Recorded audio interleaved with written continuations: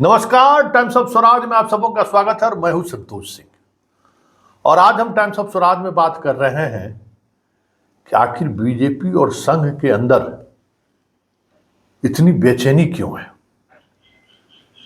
जी हाँ, कुछ संघ के पुराने लोग लगातार इन दिनों बात कर रहे हैं और उनके बातचीत के टोन से लग रहा था कि ये अब पुराने स्थिति में जो रिश्ते नाते को बनाकर रखने में जो भरोसा करते थे ना, अब वो फिर से उस और मुड़ रहे हैं। नहीं 10 साल तो भाई संघ का लोग ऐसा व्यवहार करने लगा था जो कल्पना से परे था।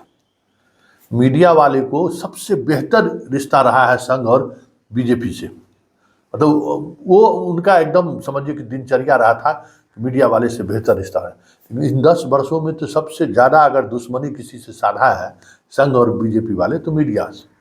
लेकिन 2-3 दिनों से उन लोगों का टोन पहले जैसा प्यार जो है ना, वो एकदम वो उभरता हुआ हमको महसूस हुआ। तो हम गौर नहीं किए, लेकिन आज जो खबर आई है उसके बाद हमको समझ में आया कि इन लोगों का टोन में अचानक बदलाव क्यों आया। कुछ तो चीज़ें हैं जो अंदर खाने में चल रहा है। ऐसा है, जो बिहार के 4 लोकसभा क्षेत्र में जो चुनाव हुआ है उसमें औरंगाबाद 2019 में भी वो जो लहर था, पुलवामा का लहर के बावजूद भी बड़ी मुश्किल से 70-72 हज़ार वोट से सुशील सिंह जीत पाए थे। वो भी एकमात्र विधानसभा इमामगंज से लगभग 30,000-32,000 उन्होंने लीड किया था। बाकी जगह नेक टू नेक फाइट हुई थी। लेकिन नवादा, जहाँ 2019 में चंदन सिंह 1,42,000 वोट से चुनाव जीते थे, इस बार 10-20 हज़ार के अंदर से हार जीत वाली स्थिति आ रही है। और वोटिंग परसेंटेज भी पिछली बार की तुलना में 7-8% कम वोटिंग हुई है। बीजेपी का नवादा गढ़ रहा है और उसी को देखते हुए अमित शाह ने यह फैसला लिया था कि नहीं, हम सहयोगी दल को नहीं देंगे। लेकिन जो वहां से परफॉर्मेंस आया, वो परफॉर्मेंस से पूरे बीजेपी के अंदर एक अलग तरीके का उबाल देखा जा रहा है। पन्ना प्रमुखों से बातचीत की गई है संघ के लोगों ने, और बीजेपी का जो अपना एक तरीका है उससे हर बूथ पर एक, जैसे मान लीजिए कि आपका पन्ना प्रमुख का कंसेप्ट समझ लीजिए, बीजेपी का बहुत इंटरेस्टिंग चीज़ है।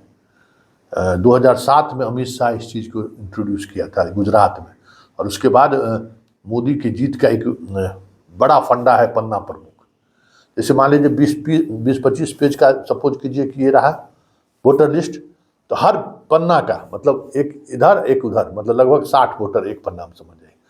उसका एक इंचार्ज, उसका काम है उससे मिलना, संपर्क में रहना और उसको वोट जाके गिराना।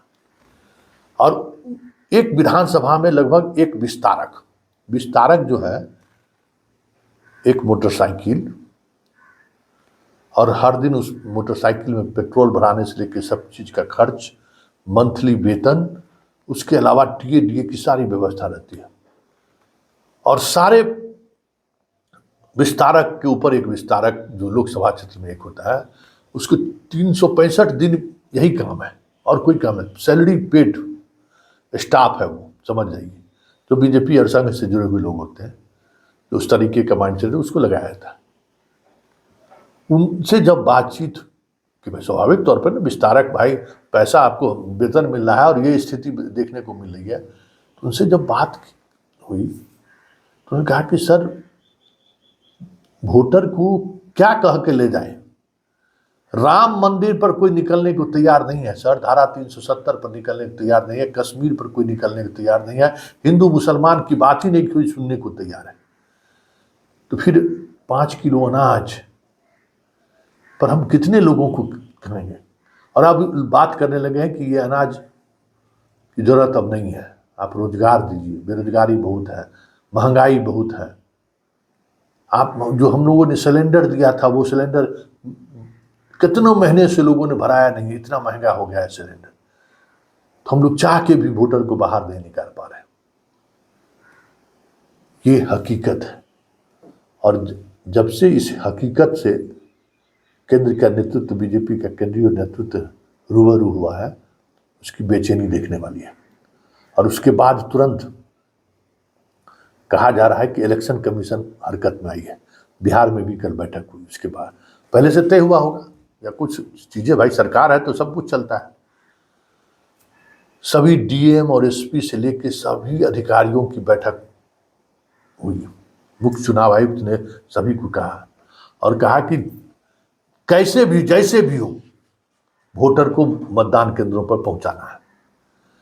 हर स्कूल के बच्चों को दिया गया है कि आप गार्जियन से लिखवा कर लाइए कि हम वोट गिराएंगे, ठीक है, वो प्रक्रिया चल ही रही है। गर्मी बहुत है तो हर मतदान केंद्र पर अब लगाइए शमियाना, पीने के पानी की व्यवस्था कीजिए, मतलब मतदाता को परेशानी नहीं हो वोट मतदान करने की। जो लंबी लंबी लाइन लगे रहता है, लोग धूप में खड़ा रहता है इस गर्मी में, उससे उनको बचाइए।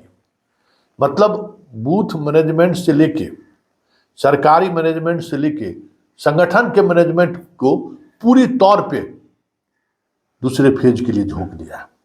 अब देखना यह है कि दूसरे फेज में, जो हालांकि यहाँ बिहार में तो सारे दूसरे फेज में जदयू के उम्मीदवार चुनावी मैदान में है, वैसे भी जदयू को लेकर जो जनता में जो परसेप्शन है या जनता नीतीश को लेकर जो चीज़ें सोच रही हैं, बहुत मुश्किल है।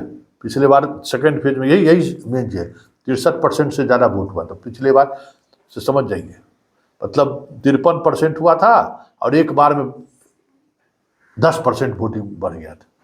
उसकी संभावना तो कम ही लगती है, लेकिन इस बार चारों तरफ से संगठन को लगाकर ताकत झोंकने की कोशिश हुई है।